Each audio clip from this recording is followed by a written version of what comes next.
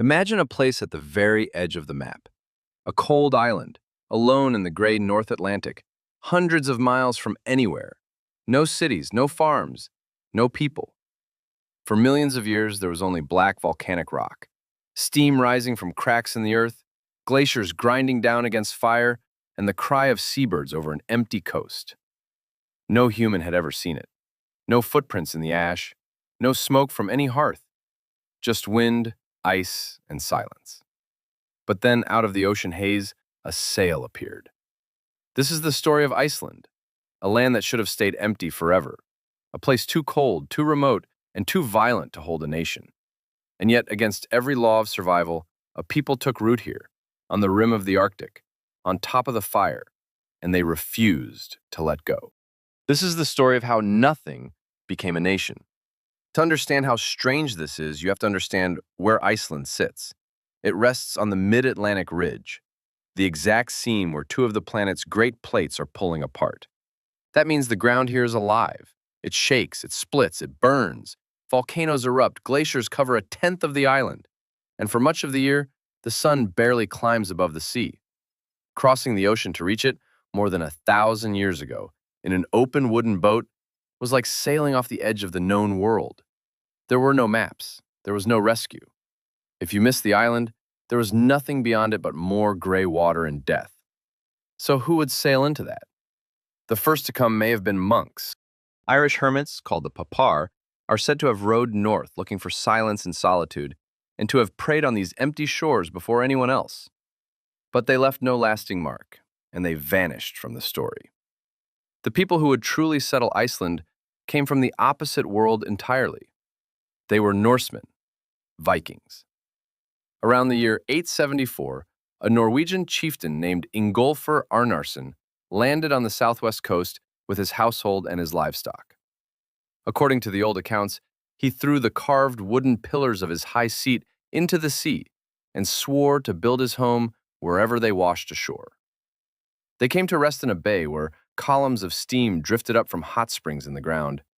He named the place Reykjavik, which means Bay of Smokes. Today, it is the capital of the country. It began as one man, one family, and a plume of steam. Behind him came a flood. Over the next 60 years, thousands of settlers crossed from Norway and from the Norse colonies in Britain and Ireland, bringing wives, thralls, sheep, and cattle. Many were fleeing a king back home who was crushing the old chieftains under one crown. Iceland offered them something almost unheard of in that age.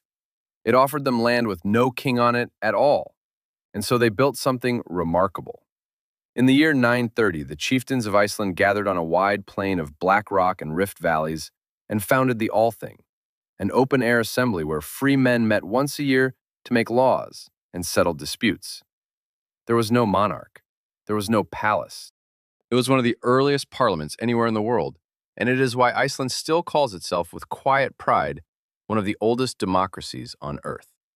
A nation of farmers on a frozen island had built a republic while kings ruled everywhere else. But how do you hold a people together with no king and no army? You do it with stories. In the long, dark winters, Icelanders became the greatest storytellers of the medieval world. They remembered every family, every feud, every voyage, and eventually, they wrote it all down. These were the sagas, sweeping prose tales of settlers and outlaws, of blood feuds and doomed love, of explorers who sailed even further west and touched the shores of a land they called Vinland, centuries before Columbus was born. In this cold and treeless place, a whole literature was born on sheepskin by candlelight. The Icelandic language they wrote in was so carefully preserved that Icelanders today can still read those 1,000-year-old words almost as they were written. A tiny nation had given the world one of its great libraries of the human heart. For a while, it worked. The Free Republic lasted for over 300 years, and then it broke. The chieftains grew greedy, rich families turned on each other, and the islands slid into decades of vicious civil war. Exhausted and bleeding, the Icelanders finally did the one thing their ancestors had crossed the ocean to avoid. Between 1262 and 1264, they submitted to the King of Norway. The proud republic was over. Later, through royal marriages and unions, The island passed into the hands of the Kingdom of Denmark, and the Danes would rule Iceland for the next 5 centuries. Under distant kings, the island's golden age turned to iron. Then came the plagues. In the early 1400s, the Black Death reached even this remote rock, and it is believed to have killed roughly half of everyone on the island. Whole valleys of farms fell silent again. Then came something crueler still, something man-made. In 1602, the Danish crown declared a total trade monopoly. From that point on, Icelanders were forbidden to trade with anyone but Danish merchants, at prices the Danes alone decided. It was a slow strangling. The island grew poorer, hungrier, and more helpless with every passing year.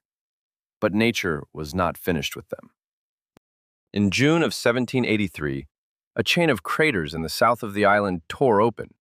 It was the Laki eruption, one of the most devastating volcanic events in all of recorded human history. For 8 months, the earth bled fire. It poured out lava and vast, poisonous clouds of sulfur and fluorine that settled over the whole country like a gray shroud. The Icelanders called the horror that followed the Móðuharðindin, the mist hardships. The poison rotted the grass in the fields. It killed the sheep and the horses and the cattle where they stood. And with the animals dead, the people began to starve. Picture a family on a lonely farm under that yellow, sunless sky. The hay is poisoned. The last cow has fallen. There is nothing left to eat, and no ship is coming. In the famine that followed the Laki eruption, roughly 1 in 5 Icelanders died. The haze drifted across the whole of Europe, dimming the sun as far away as Paris. This tiny, forgotten island had, in its agony, darkened a continent. The Danish government even discussed whether the survivors, only a few tens of thousands of them, should simply be evacuated and the nation abandoned forever. That was the low point. A starving people on a poisoned rock, ruled from far away, all but given up for dead. So they did what desperate people have always done. They left.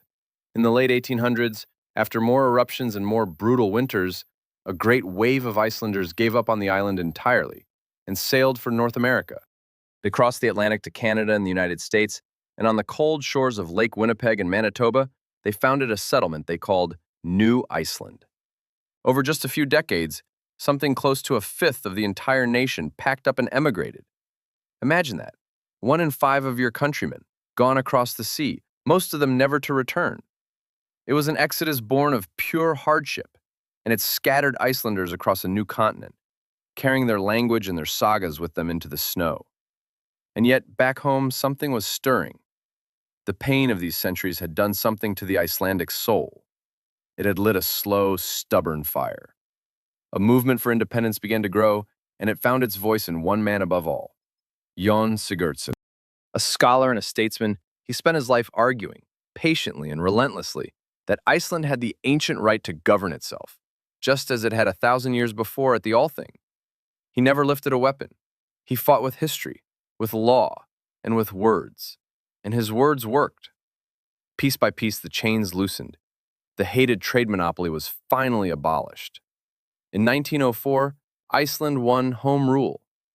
In 1918, it became a sovereign kingdom, still sharing the Danish king, but its own nation at last. And then the world went to war. When Nazi Germany occupied Denmark in 1940, Iceland was suddenly cut loose from the crown that had ruled it for 500 years. British and then American troops arrived to hold the strategic island, and the Icelanders saw their moment. On the 17th of June, 1944, on that same plain of black rock, where free men had first gathered 1,000 years before, the people of Iceland declared themselves a republic, fully, finally independent. They chose that date on purpose. It was the birthday of Jón Sigurdsson. The empty island that a starving Denmark had once thought of abandoning was now, at long last, a free and sovereign nation. But freedom is not the same as survival. How does a nation of a few 100,000 people on a barren volcanic rock actually thrive? Here is the great twist of the whole story. Iceland took every single thing that had nearly killed it and turned it into strength. The freezing seas that had always been so cruel, they were full of fish. Icelanders built a modern fishing fleet and fought off far bigger nations, including Britain, in the tense standoffs known as the Cod Wars. to protect those waters. And then there was the fire. That same volcanic heat, the very force that had poisoned them in 1783, ran in boiling rivers just beneath their feet. So they drilled into it. Today, Iceland heats its homes and lights its cities with geothermal steam and glacial water, running almost entirely on clean, renewable energy. The land that once tried to burn its people alive now powers their whole civilization. The island that was too cold, too remote, and too violent to hold a nation became one of the most prosperous, most peaceful, and most stable countries on the planet. It stumbled, badly, in the global financial crash of 2008, when its banks collapsed almost overnight. And then it did what Icelanders have always done after a disaster. It got back up. Now the world comes to them. Millions of visitors a year, drawn to the waterfalls, the glaciers, and the volcanoes that once meant only hardship. So think back to that first image, an empty island at the edge of the map, black rock, grinding ice, and nothing but the wind and the seabirds, waiting in silence for someone to come. That silence is gone now. In its place is a living nation, its sagas still read, its language still spoken, its capital still steaming exactly where one man's carved pillars washed ashore more than 1,000 years ago. From nothing, on the rim of the Arctic, on top of the fire, they built something that was never supposed to exist.